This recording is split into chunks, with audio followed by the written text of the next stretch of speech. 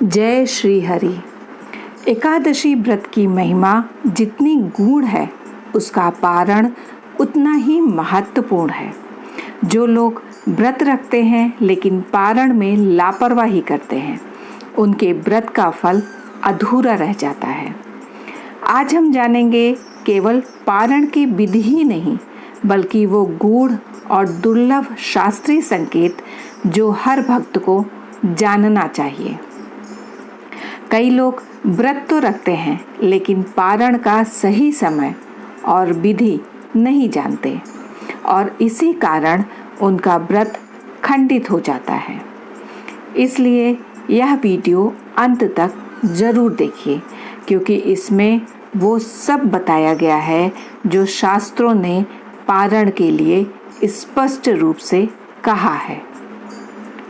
जो लोग निर्जल एकादशी का व्रत रखते हैं, उन्हें अगले दिन पारण जरूर करना चाहिए, लेकिन अक्सर ऑफिस, स्कूल या अन्य किसी कार्य की व्यस्तता के कारण लोग पारण करना भूल जाते हैं या फिर जल्दबाजी में नियमों का उल्लंघन कर देते हैं।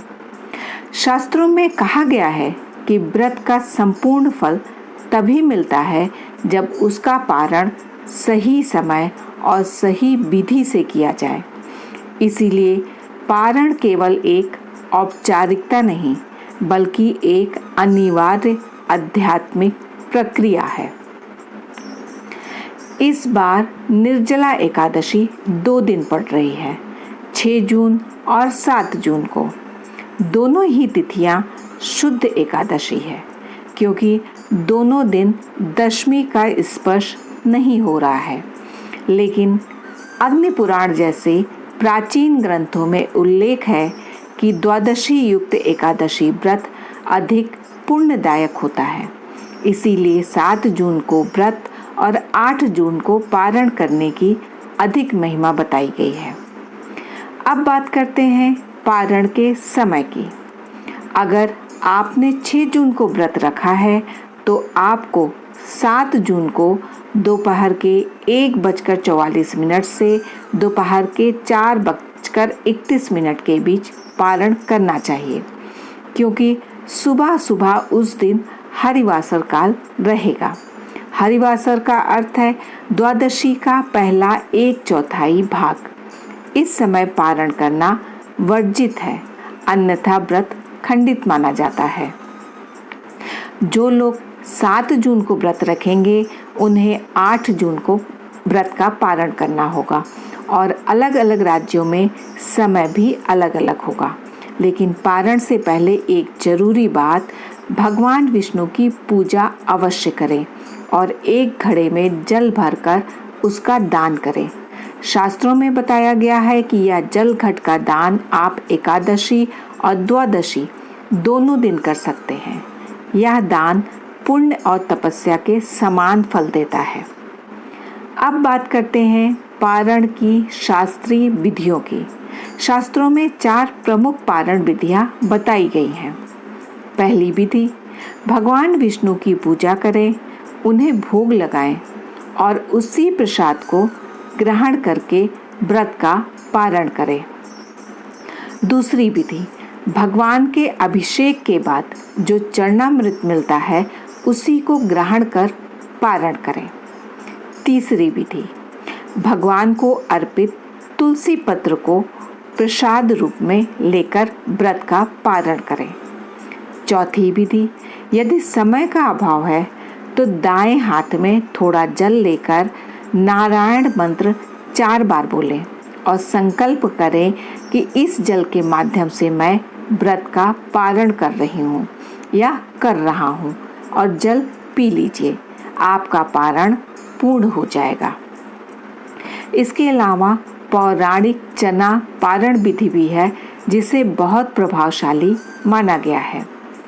एक स्थान पर बैठकर 4 भुने हुए चने लें, उन्हें 14 टुकड़े करें और 7-7 टुकड़े 2 भागों में रखें। पहले एक टुकड़े लेकर अपने सिर के पीछे फेंकें और मन में भावना करें कि मेरे 7 जन्मों के पाप नष्ट हो रहे हैं, और फिर 7 अंजलि जल पी लें और बचे हुए 7 दानों को खाकर पारण करें। शास्त्रों के अनुसार इससे 7 जन्मों के शारीरिक, मानसिक और वाचिक पाप समाप्त हो जाते हैं। अब बात करते हैं भोजन की। एक दिन के निर्जल व्रत के बाद यदि आप भारी भोजन कर लेंगे, जैसे रोटी, चावल, खीर, पूड़ी, तो शरीर असंतुलित हो सकता है। इसका प्रभाव आपके पाचन, ऊर्जा और मन पर पड़ेगा। इसीलिए भगवान श्री कृष्ण का यह उपदेश ध्यान में रखें। युक्त आहार विहारस्य, यानी संतुलित भोजन ही श्रेष्ठ है।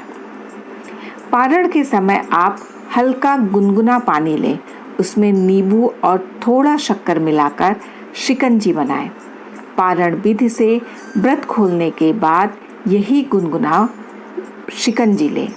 यदि भूख अधिक हो तो एक दिन पहले रात्रि में मूंग भिगो दें और पारण के समय हल्का मूंग खाएं। इससे शरीर को ऊर्जा भी मिलेगी और व्रत भी ठीक से आपका पूर्ण होगा। अंत में एक बात अवश्य याद रखें, व्रत केवल शरीर को थकाने का साधन नहीं, यह आत्मा को शुद्ध करने का पर्व है। पारण उसका समापन नहीं, एक नई ऊर्जा की शुरुआत है। इसीलिए नियम पूर्वक, शास्त्र सम्मत और भावपूर्वक पारण करें। और हाँ, इसे जनहित में जरूर शेयर करें, क्योंकि बहुत से लोग अनजाने में गलतियां कर बैठते हैं।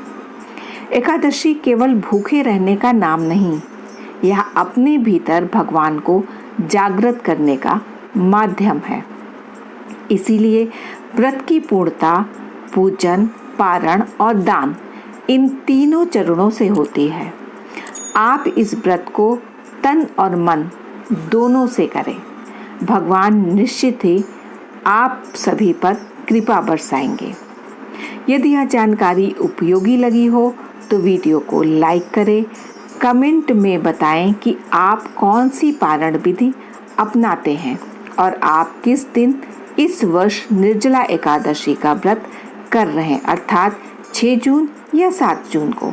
और ऐसे ही दिव्य ज्ञान के लिए धर्म शक्ति चैनल से जुड़े और फिर मिलते हैं एक नई उपयोगी ज्ञानवर्धक जानकारी के साथ।